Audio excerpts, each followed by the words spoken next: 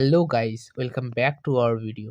আজকের এই ভিডিওতে আমরা আলোচনা করতে চলেছি তোমাদের বাংলার যে যুবসাথী প্রকল্প, অর্থাৎ তোমরা যে বেকার ভাতা মাসে ১,৫০০ টাকা করে পাবে, সেই ফর্ম তোমাদের বাড়িতে বসেই ফিল আপ করতে পারবে।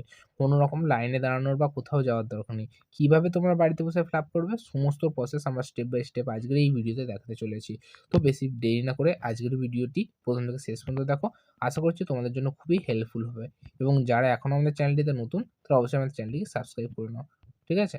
তো বেশি কথা না বাড়িয়ে আজকের ভিডিও আমরা স্টার্ট করছি। তো সবার প্রথমে এই ওয়েবসাইটে যাওয়ার জন্য তোমাদের গুগলে একটা সার্চ করতে হবে।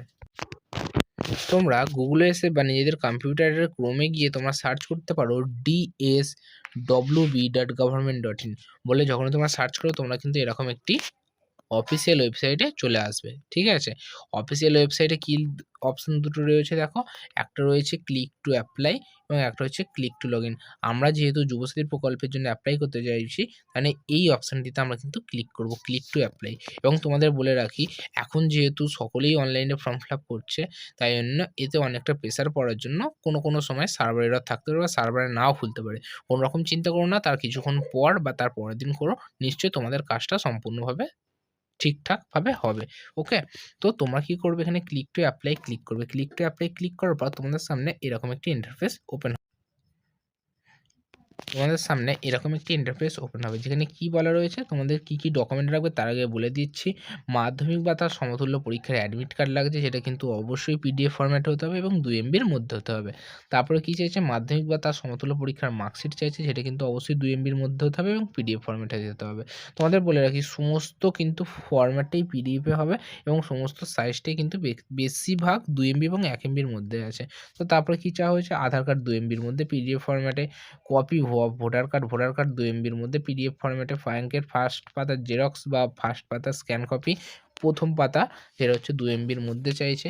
এসটি বা ওবিসি সার্টিফিকেট চাইছে, যদি থেকে থাকে তাহলে সেইটাও কিন্তু ২ এমবির মধ্যে থাকতে হবে। তারপর বলছে রিসেন্ট পাসপোর্ট সাইজ ফটো, সেটাও কিন্তু ১ এমবির মধ্যে থাকতে হবে এবং সেটা কিন্তু জেপিজি এবং পিএনজি অনলি ফাইলের মধ্যে লাগছে। তারপর হচ্ছে সিগনেচার জেপিজি বা পিএনজি ফাইলের মধ্যে, যেটা হচ্ছে ১ এমবির মধ্যে লাগছে। ঠিক আছে? এবং শেষে কি বলছে, আর ভ্যালিড মোবাইল নাম্বার, যেটা একটা বৈধ মোবাইল নাম্বার তোমাদের লাগছে, যেটা কিন্তু তোমাদের ব্যাংকের সাথে লিঙ্ক থাকা অবশ্যই দরকার। যেহেতু আমরা এখানে নতুন অ্যাপ্লাই করব, সেখানে কিন্তু এখানে অ্যাপ্লাই অনলাইন বলে যে অপশানটি রয়েছে তাতে ক্লিক করব। এবং যাদের অলরেডি অ্যাপ্লাই হয়ে গেছে তাদের জন্য পরের ভিডিওতে আমরা আনতে চলেছি তোমরা কীভাবে স্ট্যাটাস চেক করবে। এইখানে তাদের স্ট্যাটাস চেক করার অপশানটি রয়েছে। তো তোমরা যেহেতু প্রথম অ্যাপ্লাই করছো, তাহলে তোমরা কিন্তু অ্যাপ্লাই অনলাইনটাতে ক্লিক করবে। ওকে? অ্যাপ্লাই অনলাইনে ক্লিক করার সাথে তোমাদের সামনে এরকম একটি ইন্টারফেস ওপেন হবে, যেখানে কি বলা রয়েছে, এন্টার ইওর মোবাইল নাম্বার এবং এখানে একটি ক্যাপচার দেওয়া রয়েছে। ঠিক আছে? তোমরা তোমাদের এখানে ভ্যালিড ফোন নাম্বারটা দিয়ে, এখানে ক্যাপচারটা দিয়ে, এখানে যে ওটিপি অপশানটি রয়েছে সেই গেট ওটিপিতে তোমরা ক্লিক করে দেবে। গেট ওটিপিতে যখনই তোমরা ক্লিক করো, তোমাদের মোবাইল ফোনে একটি ওটিপি পিন ঢুকবে। ঠিক আছে? যে ওটিপিটি এখানে ঢুকেছে, সেই ওটিপিটা এখানে বসে ভেরিফাই করতে হবে, ভেরিফাই পিনে ক্লিক করবে। ঠিক আছে? কোনোরকম যদি তোমাদের মোবাইল নাম্বারে না ওটিপি ঢুকে থাকে, তাহলে এখানে যে রিসেন্ট অপশানটি রয়েছে, সেই রিসেন্ট অপশানে আবার ক্লিক করবে। তোমাদের ফোনে আবার ওটিপি চলে যাবে এবং তোমরা সেই ওটিপি পিন এখানে দিয়ে তোমরা ভেরিফাই পিনে জাস্ট ক্লিক করবে। ক্লিক করার সাথে তোমাদের সামনে কিন্তু এরকম একটি ফর্ম ওপেন হয়ে যাবে। তোমরা যে হাত লেখা ফর্মটা ফিল আপ করছো অবিকল সেরকম, খালি এটি ডিজিটাল। এখানে তোমাদের ৩টে প্রক্রিয়ার মাধ্যমে তোমাদের কিন্তু ফাইনাল সাবমিট হবে। প্রথমে কি বলে রয়েছে, প্রথমে দেখো বলা রয়েছে মোবাইল নাম্বার অফ অ্যাপ্লিকেশন, অর্থাৎ তোমরা যে মোবাইল নাম্বারটা দিয়েছো সেই মোবাইল নাম্বারটা এখানে কিন্তু অটোমেটিক শো করবে এবং যে অ্যাপ্লাই করছে তার এখানে আধার নাম্বার দিতে বলছে। বেনিফিশিয়ারি, অর্থাৎ যে এখানে অ্যাপ্লাই করছে তার ফার্স্ট নেম এবং এখানে লাস্ট নেম দিতে বলছে, এবং mobile number link with bank account, যে মোবাইল নাম্বারটি তোমরা দিয়েছো আশা করছি সেই মোবাইল নাম্বারটা তোমাদের ব্যাঙ্ক অ্যাকাউন্টের সাথে লিঙ্ক থাকবে। তো সেই মোবাইল নাম্বারটা এখানে তোমরা দিয়ে দেবে এবং যদি ইমেল আইডি থেকে থাকে দেবে, যদি থাকে তবে দেবে, না থাকলে না দেওয়ার দরকার নেই। ঠিক আছে? তার পরের স্টেপে কি বলছে, তার পরের স্টেপটা তোমরা এখানে দেখতে পাচ্ছ। তার পরের স্টেপে তোমরা তোমাদের জেন্ডার চুজ করতে বলছে। তারপরে তোমাদের এখানে ডেট অফ বার্থ দিতে বলছে। তোমাদের ডেট অফ বার্থ যত হবে দিয়ে দেবে, এখানে অটোমেটিক ক্যালকুলেট করে চলে আসবে। তারপর তোমরা তোমাদের ফাদার নেম দিয়ে দেবে, মায়ের নাম দিয়ে দেবে এবং তোমাদের যে সাপোজ গার্জিয়ান তার নাম দিয়ে দেবে। তোমরা যদি যে কোনো এসসি, এসটি বা ওবিসির যার যেটা ক্যাটাগরি সেখান থেকে এটা চুজ করে নেবে। তারপরে তোমরা এখানে তোমাদের ম্যারিটাল স্ট্যাটাস দিয়ে দেবে, বিবাহিত কি অবিবাহিত কি ডিভোর্স, যার যেটা হবে সে সেটা দিয়ে দেবে। তারপর এখানে কী জানিয়েছো, কন্ট্যাক্ট ডিটেলস, অর্থাৎ তোমাদের অ্যাড্রেস। তোমাদের যদি বাড়ির নাম্বার থেকে থাকে তাহলে দিয়ে দেবে, আর যদি না থেকে থাকে তাহলে 00 বা NA দিয়ে ছেড়ে দিতে পারো। তোমাদের এখানে ভিলেজের নাম দিয়ে দেবে, তোমাদের পোস্ট অফিসের নাম দিয়ে দেবে, ডিস্ট্রিক্টের নাম দিয়ে দেবে, তোমাদের ব্লক বা মিউনিসিপ্যালিটির নাম এখান থেকে চুজ করে নেবে। এগুলো কিন্তু চুজ করার অপশান আছে, তো চুজ করে নেবে। তোমাদের পুলিশ স্টেশন চুজ করে নেবে, তোমাদের ওয়ার্ড বা জিপি এখান থেকে লিখে দেবে, তোমাদের পিনকোড দিয়ে দেবে এবং তোমাদের স্টেট অটোমেটিক কিন্তু এখানে সিলেক্টেড থাকবে। ওকে, তারপরে কি দিয়েছে এখানে দেখতে পাচ্ছ তোমরা, কিন্তু এইটাই হচ্ছে একটা মানে খুব ইম্পর্টেন্ট পোর্শন, এমপি অর্থাৎ মাধ্যমিক বা তার সমতুল্য পরীক্ষার ডিটেলস। অর্থাৎ তোমরা এখান থেকে বোর্ড চুজ করতে পারো, তোমরা কোন বোর্ডের আন্ডারে পরীক্ষা দিয়েছো। যেহেতু এখানে মাধ্যমিক পরীক্ষা দেওয়া হয়েছে তাই WBPSC বোর্ড চুজ করা রয়েছে।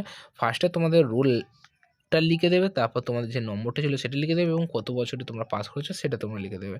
তারপর তোমাদের এখানে ব্যাঙ্ক অ্যাকাউন্ট ডিটেলস আছে, যে ব্যাঙ্কটা অবশ্যই আধার কার্ডের সাথে লিঙ্ক থাকা দরকার।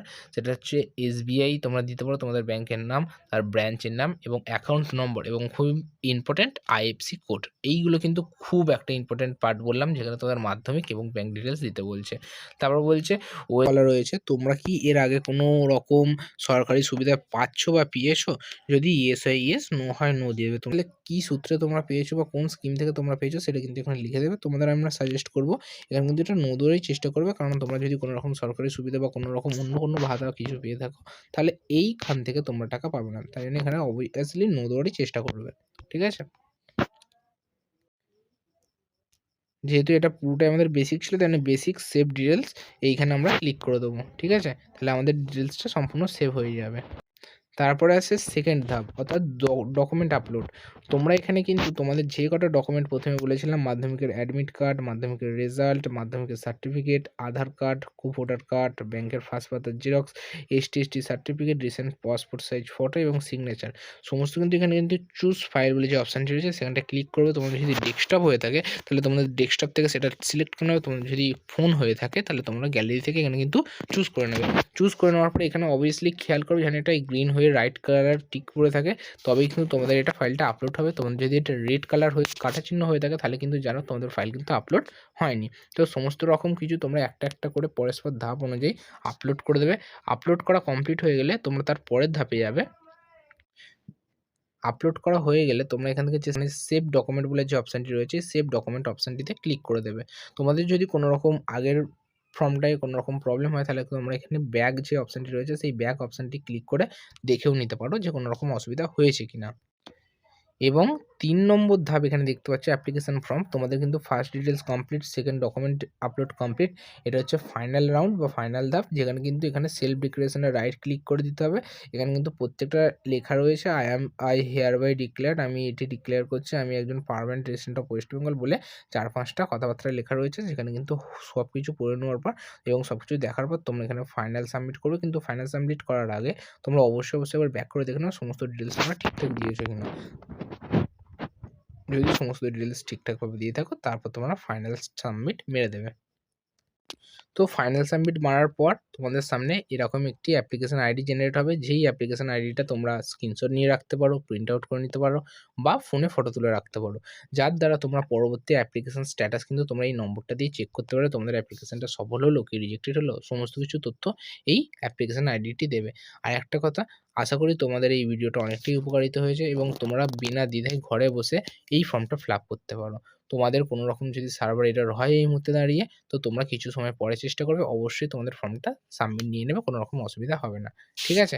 আশা করি তোমাদের ভিডিওটা অনেকটাই হেল্পফুল হয়েছে। যদি চ্যানেল নতুন হয়ে থাকো চ্যানেলটাকে অবশ্যই সাবস্ক্রাইব করে যাও এবং এইরকম রিলেটেড ভিডিও পাওয়ার জন্য আমাদের চ্যানেলের অবশ্যই পাশে থাকো। ওকে? দেখা হচ্ছে নেক্সট কোনো ভিডিওতে।